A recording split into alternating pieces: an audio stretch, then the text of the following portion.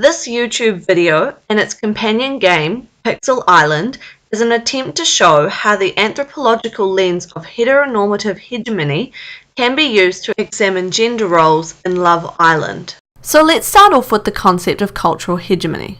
It's a pretty broad term. Cultural hegemony was popularised by Gramsci, who wrote about the concept after being imprisoned in Italy in the 1920s. It refers to how dominant classes maintain their position through ruling ideology or culture. This means that those in power influence the practices, norms, and values of society. His ideas have become pretty popular and used across many disciplines, including anthropology. The concept has had many interpretations. In anthropology, a key definition was given by the Comaroffs in 1992. They defined hegemony as the order of signs and material practices that are drawn from specific cultural fields that come to be taken for granted as the natural, universal, and true shape of human beings. With their definition, we can understand cultural texts, like television shows, as a way to reinforce and confirm these dominant ideologies. This is where we can think about how shows like Love Island are reconfirming ideologies in our society. However, cultural hegemony is still a pretty broad term, and since we want to explore gender roles specifically, we can use a framework like heteronormative hegemony, which is presented by Ludwig. Ludwig presents a framework that combines Gramsci's notions of cultural hegemony with Judith Butler's heterosexual matrix. Basically, he argues that the production of dominant or acceptable gender identities are also hegemonic processes, that our understanding of what is inherently female and inherently male behaviours are just these practices being taken as common sense, as described by the Comaroffs. It's this framework that we will use to understand the gender roles portrayed in Love Island. I chose the example of Love Island because it's an absolute cultural phenomenon. It smashed rating records. It has a spin-off in Australia and is getting one in America. Love Island is a reality TV show. The whole premise of the show is that a bunch of Brits go to Majorca with the dream of finding true love. But the course of true love was never easy, and new islanders and twists challenge their relationships. The public watch their journey, and ultimately the public decide their favourite couple, who win £50,000. It's a great example of a show with a massive reach, and we can look at how gender roles are portrayed to the viewer through the show's narrative.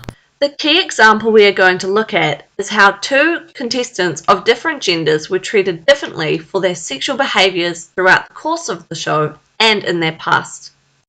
These two contestants are Megan and Adam. Many people argue that Love Island gives both genders the freedom to explore and date around. Within society, sexual dominance and prowess is seen as natural for men, whereas women are not assumed to have the same sexual past. There is a distinction of acceptable sexual behaviour between the two genders. This distinction is seen as natural or common sense. In theory, the show offers an opportunity to explore this hegemony around gender roles in relationships and dating. However, closer inspection reveals that Love Island fails to realise this opportunity in a meaningful way. This becomes obvious when we look at the example of contestant Meg. At first, she struggles to decide between El and Alex. Many contestants questioned why she would string along a nice guy like Alex. I didn't string you along. Megan realises she actually has a stronger connection with Wes. She expresses her interest, and Wes breaks off his couple with Laura to pursue something with Megan. That I get on better with Wes than you was telling me something, so that's why I ended it with you. Yes. That's it. However, shortly after this, Megan sparks up a connection with Alex.